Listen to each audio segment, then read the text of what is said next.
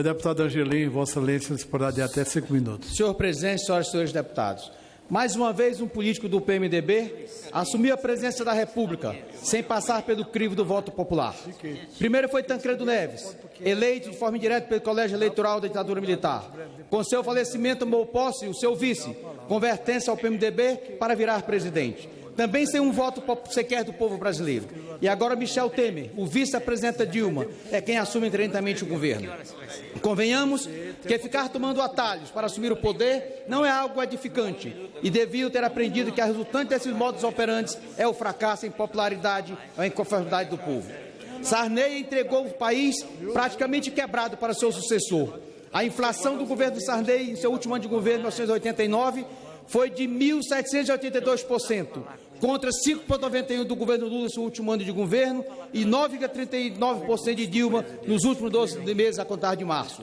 E antes que meus colegas deputados de oposição se apressem para tornar loas aos governos do FHC na presidência, quero lembrar que a inflação média anual do FHC foi de 12,5%, portanto, maior do que a de Lula e de Dilma até agora. No governo Sarney, o risco do país atingiu 923 pontos, contra 189 pontos do governo Lula e 252 de Dilma, para calar definitivamente a boca daqueles que diziam que no governo do PT os investidores fugiriam todos do Brasil.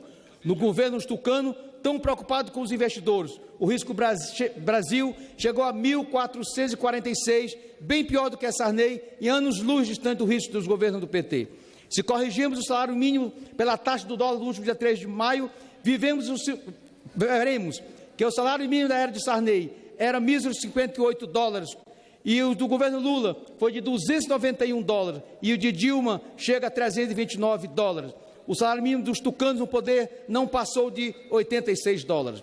Em 1990, ano em que Sarney terminou seu governo, a safra de grãos no país foi de 58 milhões de toneladas. Lula quase triplicou esse número em 2010, último ano de seu governo, com uma safra de 150 milhões de toneladas.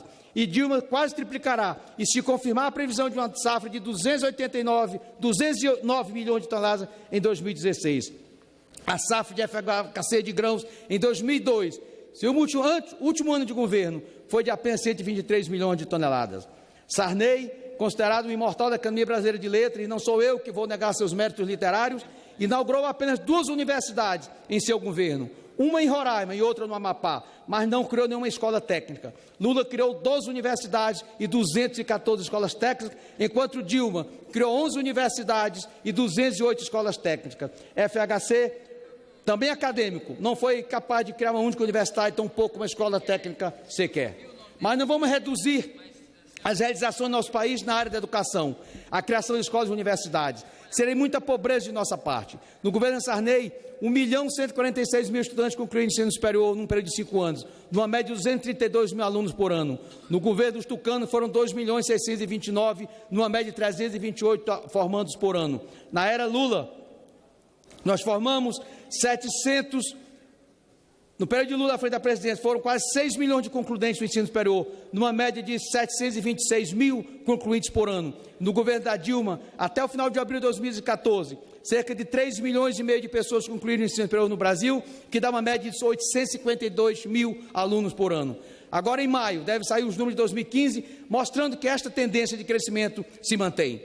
Na área de saneamento básico, a supremacia do governo do PT sobre o governo do PMDB continuou. Sarney entregou o país para seu sucessor com índice de coleta de esgoto e rede de 47%, enquanto Lula entregou o governo para Dilma com índice de coleta de 53,5%, e Dilma já atinge o índice de 57,6%.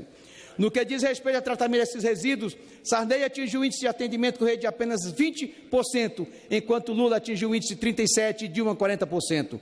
Impossível não imaginar, a partir de comparação destes dados, o que nos espera com a volta do PMDB ao comando do país, sob os auspícios de Eduardo Cunha, dos tucanos e seus aliados. Quero também falar das coisas com as quais não é possível comparar, pois simplesmente não existe tempo nesta tribuna para fazer essa comparação, como os dados do Pronatec, do ProUni, do FIES, do Ciências Sem Fronteira, do Enem, do Bolsas de Estudos, da Educação Infantil, dos estudos da Base Nacional Curricular, do Brasil Sem Miséria.